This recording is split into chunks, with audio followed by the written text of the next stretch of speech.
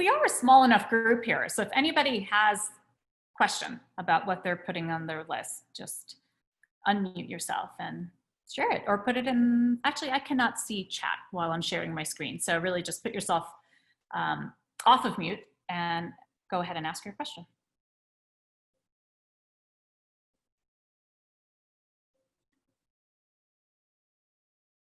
My activities are broad. Should they be more narrow? Give me an example. Like I like teaching. No, that's perfect. Okay, that works. It doesn't have to be like Nope. gardening. No, it doesn't. It can be. I mean, it won't be gardening for me anyway, but. No, that is great. So I'll read off a few just for inspiration. Assessing, arranging, planning, streamlining, organizing, drafting, solving, communicating, interviewing, mentoring, connecting, creating, coaching, packaging, reading, troubleshooting, training, testing, studying, revising, reviewing, recruiting, negotiating, measuring, managing, illustrating, explaining, and I could keep going, but I'll just stop there for now. So if you have your list, the next step is to go through that sign checklist if you haven't already. So of the activities that you've listed there, start ticking off. Do they meet that success criteria? Does it meet the instinct criteria and the growth criteria and the satisfying a need criteria? So I'll give you a minute or so to do that.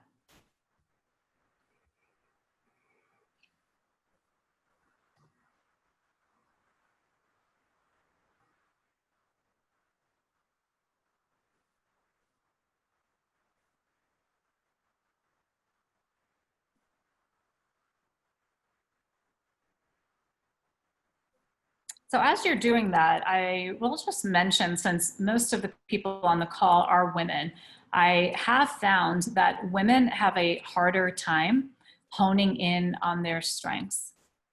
And I could definitely go into my theories as to why that is, but I won't go there right now.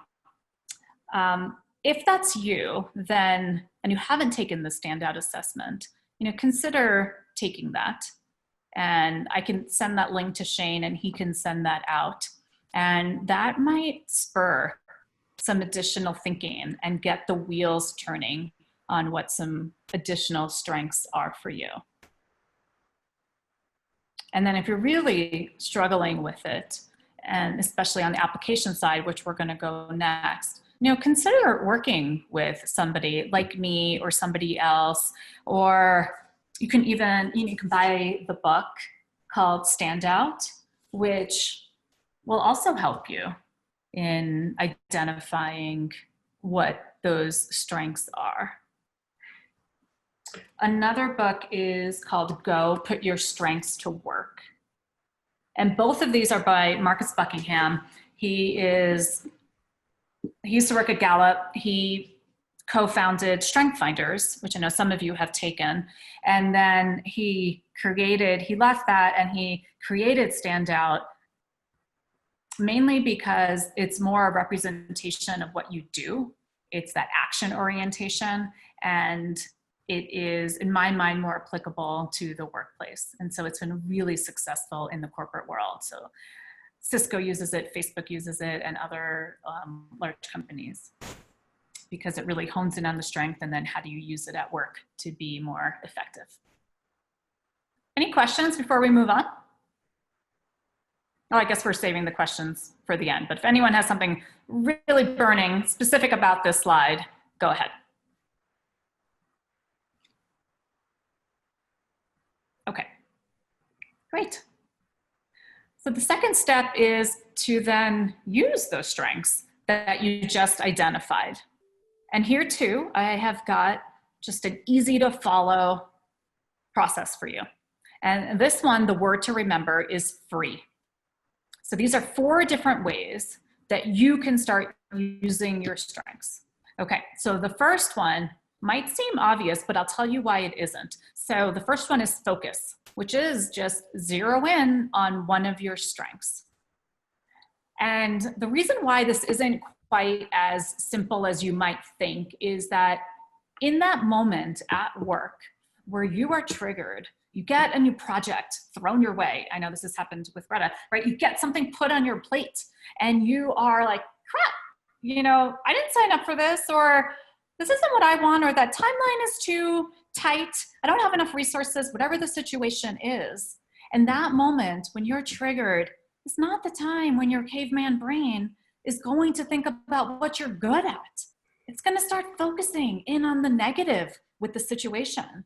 And so you need to override that by intentionally thinking about one of your strengths and then thinking about how might you use that strength in this situation. It takes a little bit of practice. And it also helps if you have your strengths listed out somewhere. Because in that moment, when you are stressed out, or say, Ben, you have a potential new client conversation that you're about to have, in that moment, your mind is already going and thinking about other things. You are not going to really use additional processing space in your brain to remember what your strengths are. So I really encourage people who are new to this to really have that listed down somewhere obvious, somewhere you can tap into. Maybe it's a Post-it that you keep on your laptop or somewhere on your desk, just to start, you know, being able to just really quickly tap into it when you need to. All right, the second one is release. And this has to do with using that strength to get your job done better. So I guess I sort of combined the focus and the release in that example that I gave you about being stressed with a project at work. So I think I really touched on that first bullet point under release already. So the second one is about proactively thinking about what are new situations at work that you can put yourself in to use that strength more. So for example, in that example I gave about the workshop I did yesterday in the space, the gentleman that liked that white space, he might talk to a different team.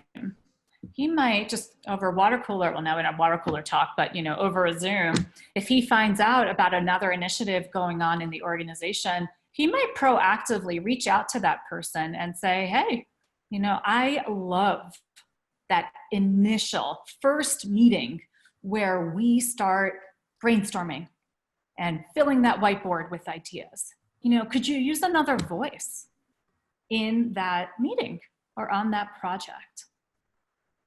Now, all of a sudden, that person that he reached out to, you know, is like, wow, you actually want to do something outside of your like narrow focus.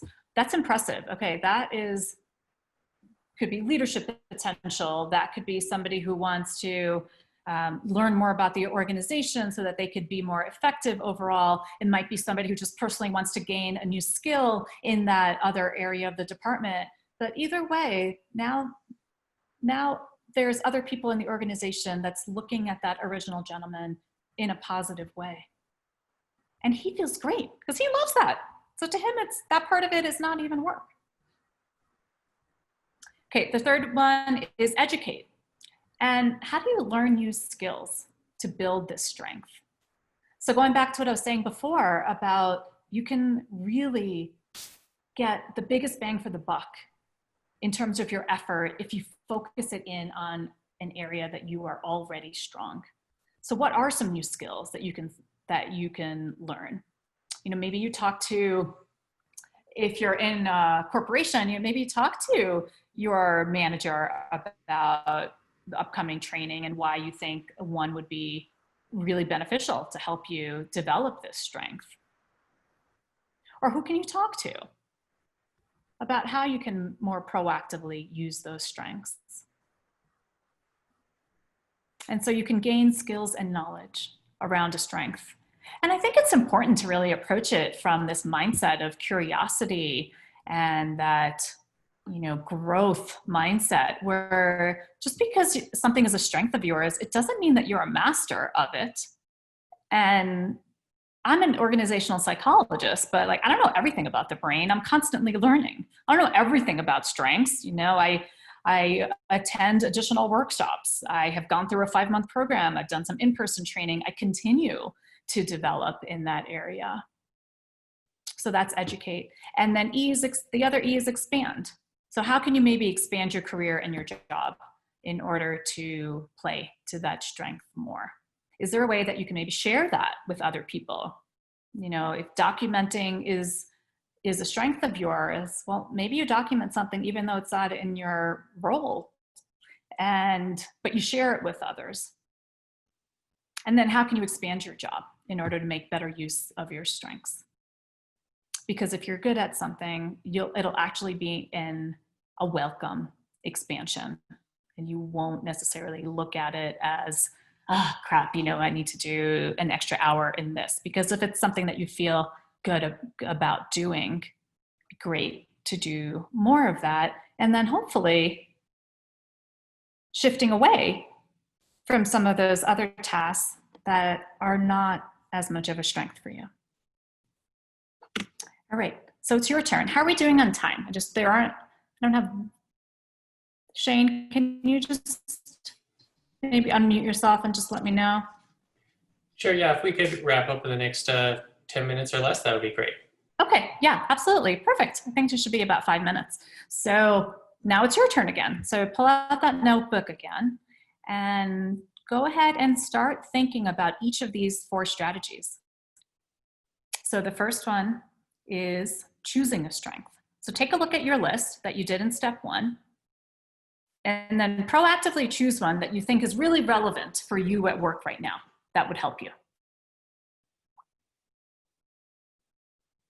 And then commit right now, in this moment, to use that strength tomorrow. Not next week, use it tomorrow. And send me an email if you need some accountability. I'd love to hear from you. Second one is release. So you've chosen a strength, and for the release one, you could choose a different one if you want. But what is a strength that you can use to help you in an area, something you're struggling with? It could be motivation. It could be confidence. It could be things taking too long to get done. What's an area you're struggling with, and how might you intentionally pick a strength to help you with it?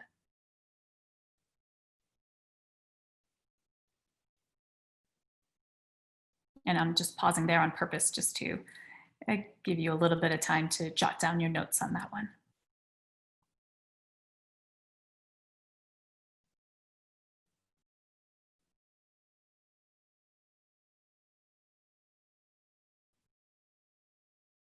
So the next one is educate. Is there a new skill that you can learn to use one of your strengths more? Is there someone who might help you use that strength in a different situation? Maybe there's a work buddy. Maybe there's somebody who you think is even better at that strength than you are. Somebody who's good at something would love to share their tips and strategies with someone else who's interested in it. Somebody asked me about some questions about an Excel spreadsheet. I would love it. I'm like, yes, welcome to my geekhood. Come on in. Let's figure this out together. And then the fourth one is expand.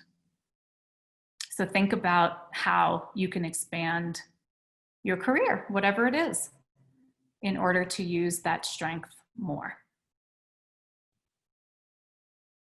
So if you are, for example, if you are great at connecting, building those one-on-one connections, maybe you're doing it on the phone right now. Is there an opportunity to connect using a different communication vehicle, right? I know we can't do the in-person right now, but are there other ways? So I just recently started using voice text for some people, and I've gotten really positive feedback on that around, it was really nice to hear your voice as opposed to just typing, which I normally do in text. So how might you expand a strength in a different way?